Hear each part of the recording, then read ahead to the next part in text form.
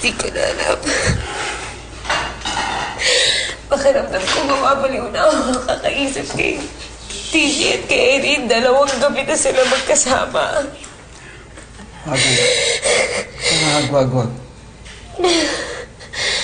Tay, totoo naman eh. Kahit gaano ako kamahal ni TJ, hindi niya makukontrol yung sarili niya. Dahil sa sakit niya, di ba?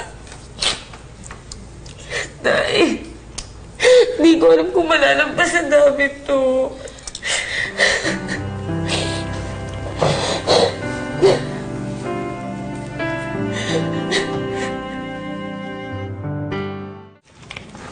Kaya ka, oh.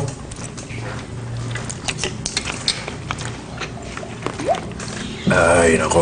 TJ, here. Wait lang. Sorry, para akong baby. Ako yung dapat nagsasorry sa'yo eh. Hindi kita dapat iniwan na mag-isa dito. I'm sorry. Iniwan mo ako. Irene, huwag mo akong iwan. Ha? TJ... Hindi, huwag mo akong iwan, Irene. Alam mo ikaw ang buhay ko eh. Diba, alam mo yun, diba? Irene, hindi ko alam anong gagawin ko kapag mawala ka sa akin. Please. Huwag ako iwan, ha? TJ, hindi kita iiwan.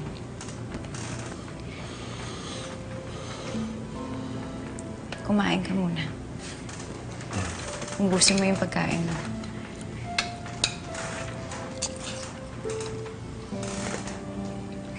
Uy. Bakit? Yan. Ang haba ng hair mo eh. Kaya nga eh, tsaka... medyo... sama na ng amoy ko, lumalaban na. Kaya... Ligo muna ako, okay lang? Sige. Basta susunod ka sa akin. TJ... Sige na. Irene.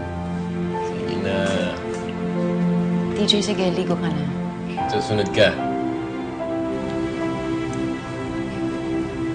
Oh. Sige na, maligo ka na. Sabi mo yan, ha?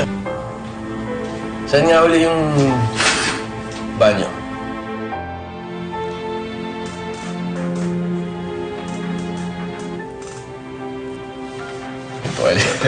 Sorry. Hintayin kita, ha?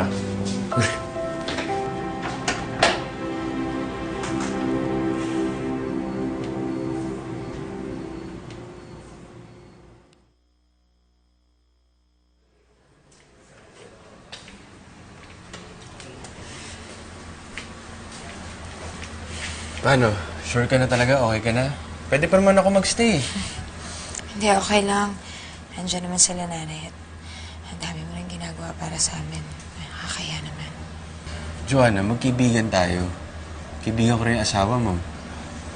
Handa ako tumulong in whatever way I can. Huwag mo naman isipin na naabala niyo ako. Basta kung may kailangan ka o yung family mo, tawagan mo lang ako. Paano? Mauna na muna ako. Sige.